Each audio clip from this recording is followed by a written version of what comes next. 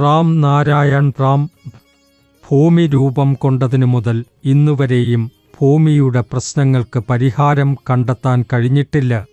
തെറ്റായ വഴിയിൽ പോകുന്നവർക്ക് ശരിയായ വഴി കാണിക്കുന്നതാണ് നമ്മുടെ ധർമ്മം. ധർമ്മവും രാഷ്ട്രീയവും എന്ന പേരിൽ ആളുകളെ വഴിതിക്കുന്ന രീതി കാട്ടുന്നുവ. ജന്മാവകാശങ്ങൾ പ്രകൃതി ദൈവമായ ധർമ്മം എന്ന നിലയിൽ കണക്കാക്കപ്പെടേണ്ടത് മനുഷ്യനിർമ്മിതമായ ധർമ്മമായി മാറി. നിങ്ങൾ പ്രകൃതിയുടെ ധർമ്മം അംഗീകരിച്ച് പ്രകൃതിയെ നന്ദിയോടെ സ്വീകരിക്കാം. പ്രകൃതിയാണ് നിങ്ങളുടെ ധർമ്മവും കർമ്മവും. ഒരിക്കൽ തണുത്തുകൂടെ ഇരുന്ന് നിങ്ങൾ പ്രകൃതിയിൽ നിന്നെന്തെന്ത് ലഭിച്ചു എന്ന് ചിന്തിക്കുക. പ്രകൃതിദേവന്റെ നിയമം പാലിച്ചാൽ നിങ്ങൾക്ക് എന്ത് നേടുന്നു, എന്ത് നേടാനായില്ല എന്ന് ഉടൻ തന്നെ മനസ്സിലാകും. പ്രകൃതിയെ വേഗത്തിൽ ആരും മനസ്സിലാക്കാൻ കഴിയില്ല.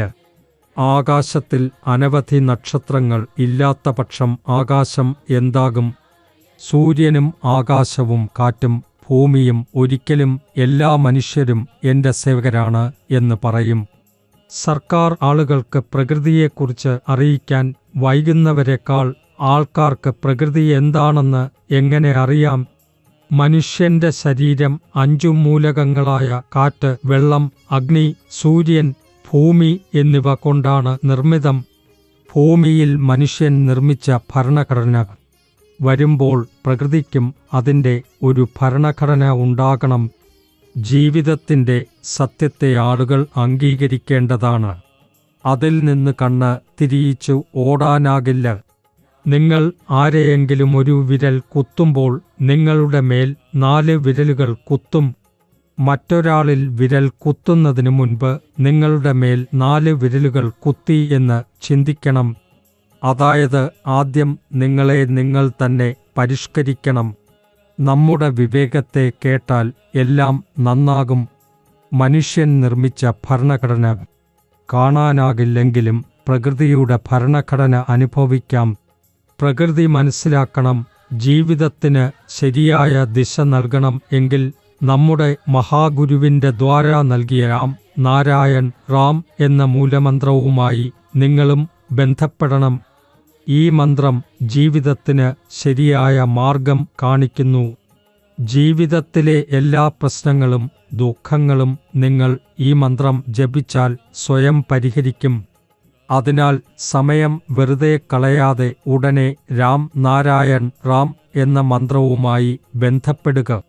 ഇന്നത്തെ ഞങ്ങൾ എല്ലാവരും വഴിതെറ്റിക്കഴിഞ്ഞു.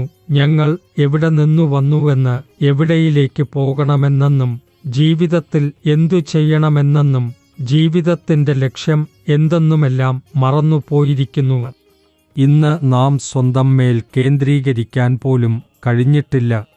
ജീവിതത്തിൽ നമ്മൾ എന്തു ചെയ്യണമെന്ന് ഉറപ്പില്ല.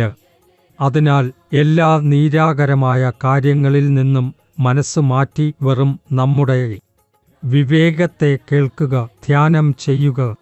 നമ്മുടെ മഹാഗുരു നൽകിയ രാം നാരായൺ റാം എന്ന മൂലമന്ത്രം എല്ലാവർക്കും ജീവിതം നൽകുന്നു.